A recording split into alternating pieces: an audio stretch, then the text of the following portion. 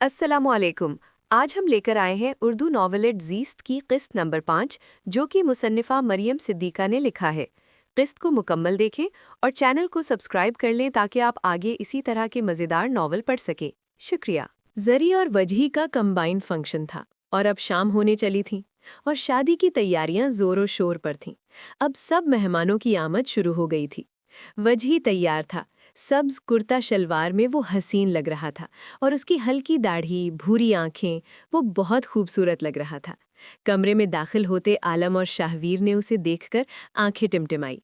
अरे, मुझे लगता है शाहवीर हम गलत कमरे में आ गए हैं। ये तो वजही नहीं है। एक बार चेक करके आते हैं कि ये फूफो का घर ही है। हाँ आलम, चेक कर लेते हैं। यार, तुम लोग आज भी कोई मौका जाने नहीं दोगे हाथ से। दूल्हा हूँ, कुछ शर्म कर लो। यही तो दुख है न वजही। आलम बख्त कुमारा है और तू शादी कर रहा है। तुम दोनों सड़ते रहो, मैं जा रहा हूँ नीचे। पीछे वो दोनों कह कहे लगा रहे थे। ज़ारा, तुम बहुत खूबसूरत लग रही हो। ओह मेरी प्यारी दोस्त, तुम तो मुझसे भी ज़्यादा खूबसूरत लग रही हो। ज़ारा पीले रंग के गरारे और ऊपर सब्ज दुपट्टा लिए बहुत प्यारी लग रही थी। इस पर सही रूप चढ़ा था। ज़ारा, गाड़ी आ गई है, आ जाओ। सब आ चुके थे और दुल्हे मियाँ तो कब से अपनी दुल्हन का इंतज़ार कर रहे थे कि इतने में दुल्हन की एंट्री हुई। उसकी एक साइड अदन थी और दूसरी साइड हानिया थी। राहिम सिकंदर किसी से बात करते हुए मुड़ा ही था कि सामने हानिया को आता देखकर उसकी नज़र टिक सी गई। वो सांवली रंगत वाली लड़की राहिम के दिल हर छुरियां चला गई। वो बहुत हसीन लग रही थी। मस्टर्ड कलर के गरारे और ऊपर हमरंग दुपट्टा टिकाए वो बहुत खूबसूरत लग रही थी, बिल्कुल एक गुड़िया की तरह। राहिम के लिए नज़र फेरना दुश्वार था।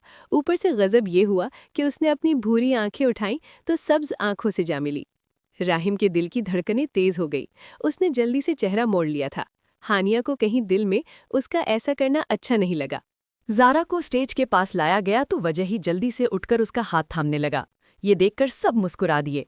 वजही को उस दुल्हन से खूबसूरत कोई लग ही नहीं सकती थी। स्टेज पर ज़ारा को बिठा दिया गया। ज़ारा की माँ ने अदन को आवाज़ दी, अदन बेटा, अंदर से गुजरे वगैरह ले आओ। अच्छा ममानी। अदन कमरे की तरफ बढ़ी थी कि आलम ने उसे देखा और सबसे नज़रें बचाकर वो उधर से निकला था। अदन वापस आ रही थी कि किसी ने उसे बाजू से पकड़कर साइड पे लाया। आलम, आप? हाँ मेरी प्यारी अदन। आलम, आप क्यों आए हैं यहाँ? तुम्हें देखने अदन। तुम बहुत खूबसूरत लग रही हो। बिल्कुल मेरी अदन लग रही हो। शुक्रिया आलम, अब मुझे जाना चाहिए। ओह मेरी प्यारी अदन, तुम मेरी जिंदगी हो। मैंने तुम्हें पहली बार देखा था तो ऐसा लगा था जैसे ये दुनिया मुझे मिल गई है। तुम मेरी सांसों में बसती हो अदन। आलम, अगर मैं मर गई तो ये आलम भी मर जाएगा। आलिम, बस चुप, आप ऐसी बात मत करना, मुझे तकलीफ होती है। अदन, मुझे तुमसे इश्क है। आलिम, बख्त को अपनी इस मासूम सी लड़की से इश्क है। आलिम, मैं भी आपसे बहुत मोहब्बत करती हूँ। अदन, अभी भी हम नामहरम हैं। बाबा से बात करूँगा, हमारा निकाह करवा दें। रुखसती चाहे बाद में हो। अदन शर्मा गई। आलिम, मुझे चलना चाहिए। वो बगैर कुछ कहे वहाँ से भाग गई थी। आलिम मुस्करा गया। ये लड़की उसकी ज़िंदगी बन रही थी। बाहर आई तो देखा रस्म शुरू हो चुकी थी और हानिया मैडम उसे आकर गाने पढ़ने का बोल रही थीं जो पहले से सर लगा रही थी। उफ, कितना बड़ा गाती हो हानी, शाहवीर ने आकर उसे कहा। तो चलो शाहू, आओ कंपटीशन कर ले। वैसे हानी वो नहीं आई अभी तक। कौन शाहू? अलीना यार। अरे, मैं तो भूल ही गई हूँ, अभी कॉल करती हूँ। अभी हानी उठी ही थी कि अलीना और उसकी फैमिली एंटर हुई। अरे वो देखो आ गई है। वाह, ये अलीना ही है। क्यों, आंखें हैं या टमाटर? यार हानी, वो कितनी प्यारी लग रही है। वो है ही प्यारी। पास बैठी रबाब को ये बातें चुभी थीं। उसने दिल में सोचा, इसका तो कुछ करना पड़ेगा और इस हानी को ऐसा मज़ा चखाऊंगी ना। अब फंक्शन ख़त्म हो चुका था। सब अपने अपने घरों की तरफ रवाना हुए थे और हानी यहीं थी, जो अब जरी के साथ बैठकर आज ली गई तस्वीरों पर तबसरा कर रही थी। हानी, एक बात बोलूं? हाँ बोल जरी, पूछती क्यों है, बोल दिया कर। नाराज़ ना होना। क्यों, ऐसी कौन सी बात है? हानी, मैं चाहती हूँ तुम मेरी भाभी बनो। अरे जरी, कैसी बातें कर रही हो? कहाँ वो तुम्हारा भारी, कहाँ मैं? वो मुझ जैसी सामनी को क्यों पसंद करेगा? वो कितना खूबसूरत है यार, बिल्कुल एक तराश लड़के की तरह। और कहाँ मैं? हानी, तो ऐसा क्यों बोल रही है? तुम दिल की साफ हो हानी, और रंगत की बात तुम क्यों लाती हो? तुम सांवली हो पर पुरकशिश हो। और तुम देखो, सफ़ेद लोग पुरकशिश नहीं होते इतने। और तुम्हारे नैन नक्श, वल्लाह तुम बहुत खूबसूरत हो। अच्छा छोड़ो ज़री, सब नसीब की बातें हैं। अच्छा चलो अब सो जाते हैं। सुबह तो मेरी प्यारी दोस्त रुखसत हो जाएगी इस घर से। तुम सो जाओ, मैं मूरे के पास बैठना चाहती हूँ। जरी ने अपनी माँ का दरवाज़ा खोला, देखने के लिए वो जाग रही थी। वहाँ राहिम पहले से बातें कर रहा था।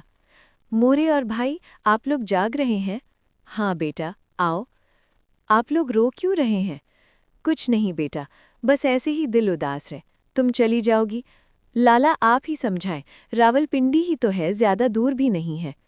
गुड़िया मूरे सही कह रही हैं, हमारे घर की रौनक हो आप। आपके जाने के बाद हमारा दिल नहीं लगेगा। चले मूरे और गुड़िया, आप लोग बातें करो। लाला, हाँ गुड़िया, आपको हानि कैसी लगती है? क्यों?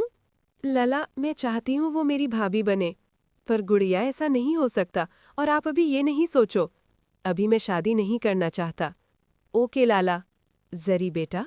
जी मोरे, आपने लाला को ऐसा क्यों बोला है? उनकी भी तो कोई पसंद होगी ना? मोरे, ऐसे ही बोला था, अब नहीं बोलूंगी। उनकी मर्जी है, जहाँ मर्जी से करें। मोरे, मैं आपकी गोद में कुछ देर सर रख कर सुकून पहुंचाना चाहती हूँ। आ जाओ मेरा बच्चा। माँ की गोद वो गोद है जहाँ सब दुख खत्म हो जाते हैं, सुकून मिलता है, वो सुकून जो दुनिया के किसी कोने में नहीं मिलता। आज जरी को सुकून चाहिए था। माँ की ममता तकलीफ़ों को कम कर देती है। कोई पूछे कि सुकून कहाँ है तो कहना माँ की गोद में। अगली सुबह सब तैयारियों में मसरूफ थे। हर तरफ गहमा गहमी थी। जरी, हानी, अदन तीनों पार्लर के लिए चली गई थी। दूसरी तरफ वजही भी तैयार हो रहा था। सभी कामों में मसरूफ थे। वजही ने मैरून शेरवानी पहनी थी, जिसपे वो खूबरू शख्स हुस्न का शहकार लग रहा था। सभी उसे देखकर माशाअल्लाह बोल रहे थे। अब बारात के निकलने का टाइम था। आलम और शाहवीर सफ़ेद कुर्ता शलवार में गजब ढा रहे थे। इस खानदान के ये तीनों लड़के बहुत खूबसूरत थे, एक से बढ़ते एक थे, मगर नसीब का कुछ पता नहीं था। ज़ारा तैयार हो चुकी थी। उसका डार्क मैरून लहंगा और उसकी भूरी आंखें क़यामत खेज मंजर थी। वो हसीन तो थी ही, मगर उसकी शादी के जोड़े, गहरी मेहंदी लगी हाथ, उसकी भूरी आंखें एक अलग ही हसीन मंजर लिए हुए थी। हानिया अंदर आई तो अपनी दोस्त को दुल्हन बने हुए देखकर दंग रह गई।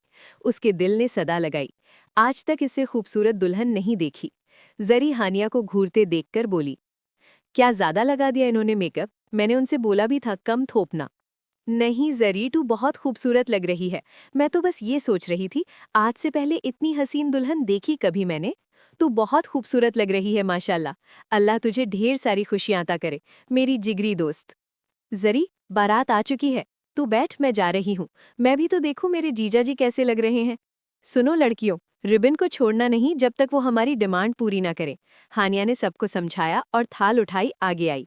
अरे दुल्हे मियाँ, इससे आगे नहीं जाने देना। वजी बोला, पर क्यों? पहले हमें 1 लाख दें और रिबन काट कर अपनी दुल्हनिया के पास जाएं। आलम ने झट से बोला, 1 लाख देखें कभी? हाँ, क्यों नहीं देखे? वजी बोला, मैं गरीब बंदा हूं, कुछ तो ख्याल करो। हानी बोली, अरे दुल्हे मियाँ, शक्ल से गरीब तो नहीं लगते, हाँ कंजूस लगते हो। नहीं नहीं, कंजूस नहीं हूं, पर थोड़ी डिमांड कम कर दो, आधा हिस्सा ले लो। उम्मे अदन तो क्या कहती है? हानी कम कर दे, और भी तो रस्में हैं, वहां से ले लेंगे। हाँ ठीक है, 50,000। वजही की माँ बोली, बेटा दे दो अब, ज्यादा तो नहीं। आलम ने 50,000 उनको दिए और रिबन काट कर अंदर आए। अब दुल्हन को लाने की बारी थी। हानी और अदन ने ज़ारा को लाकर स्टेज पर बिठाया। हानी ने आज लाइट पिंक कलर की मैक्सी पहनी हुई थी और ऊपर से हिजाब सेम कलर का किया हुआ। वो प्यारी लग रही थी। अदनान ने भी लाइट ग्रीन कलर की मैक्सी पहनी हुई थी और सर पर दुपट्टे को नफासत से रखा हुआ था। मासूम सी प्यारी सी रदन आज एक बार फिर आलम के दिल को भा गई थी। आलम ने दिल में कहा, मेरी नज़र में अदन से खूबसूरत लड़की कोई नहीं है। राहिम अपनी माँ को बुलाने जा रहा था कि सामने से उसे हानी आती दिखाई दी। उसने दिल में कहा, मलिका तुम बहुत खूबसूरत लग रही हो। राहिम को देखकर हानी की ज़बान से बेसाख्ता माशाल्लाह निकला।